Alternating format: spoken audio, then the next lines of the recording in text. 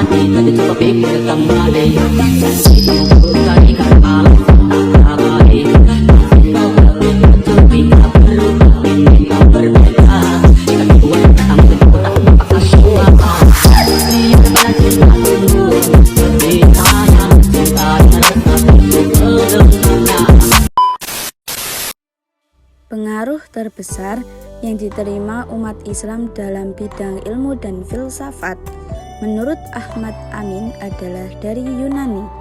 Terjadi karena kontak umat Islam dengan kebudayaan Yunani bersamaan waktunya dengan penulisan ilmu-ilmu Islam. Maka masuklah ke dalamnya unsur-unsur kebudayaan Yunani yang memberikan corak tertentu, terutama dalam bentuk dan isi. Dalam bentuk, pengaruh logika Yunani besar sekali. Ilmu-ilmu Islam diberi warna baru, ditempa menurut pola Yunani dan disusun sesuai dengan sistem Yunani. Jadi, logika Yunani mempunyai pengaruh yang sangat besar pada alam pikiran Islam pada zaman Bani Abbasiyah. Perlu ditegaskan bahwa pengaruh bukan berarti menjiplak. Betapa banyaknya para filosof baik Islam maupun non-Islam yang terpengaruh oleh pikiran filosof sebelumnya. Namun mereka tidak menyandang predikat penjiplak ataupun pengembik.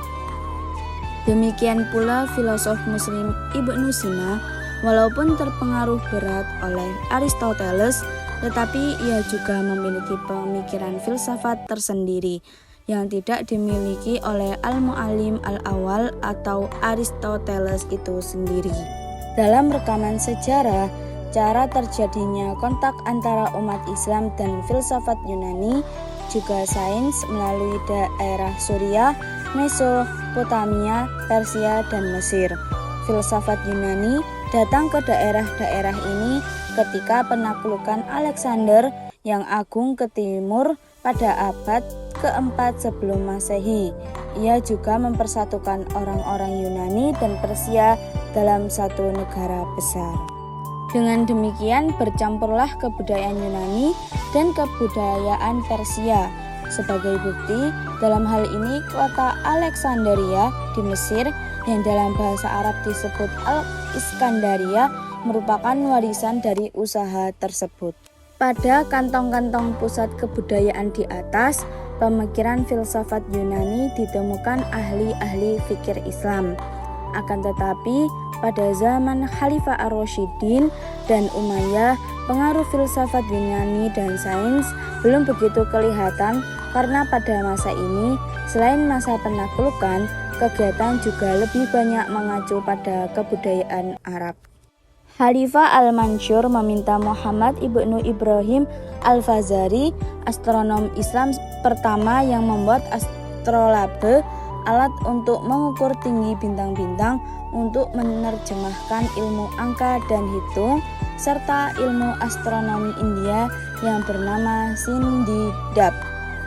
Sementara itu, Ibu Muqaffa meminta untuk menerjemahkan kitab Kalilah wa Himmah dari bahasa Persia. Demikianlah buku-buku Yunani yang sudah dialih bahasakan ke dalam bahasa Syriani diterjemahkan ke bahasa Arab. Usaha ini diteruskan oleh Harun Ar-Rasyid yang menyuruh menerjemahkan pula buku-buku ilmu ukur karya Euclides dalam buku-buku ilmu falak Al-Magesti karya Ptolemeus. Kegiatan penerjemahan mencapai zaman keemasannya pada masa Khalifah Al-Ma'mun. Dia juga termasuk seorang intelektual yang sangat menggandrungi ilmu pengetahuan dan filsafat. Dialah yang mendirikan Akademi Bait Al-Hikmah yang dipimpin oleh Hunain ibnu Ishaq, seorang Nasrani ahli bahasa Yunani, dan dibantu oleh anaknya Ishaq ibnu Hunain, Sabit ibnu Qurra, Ta ibnu Lukas, Hudzaifah ibnu Al-Hasni, Abu Bishr, Mata ibnu Yunus, Al-Kindi, dan lainnya. Akademi ini tidak hanya sebagai tempat penerjemah, tetapi juga menjadi pusat pengembangan filsafat dan sains. Dalam era penerjemah ini, bermacam-macam buku filsafat dalam berbagai bidang diterjemahkan ke dalam bahasa Arab, baik bahasa Syriani, Persia maupun bahasa Yunani sendiri. Telah dipaparkan, dengan adanya era penerjemahan ini, umat Islam telah mampu menguasai intelektual dari 3 kebudayaan yang sudah tinggi ketika itu, yakni Yunani, Persia, dan India.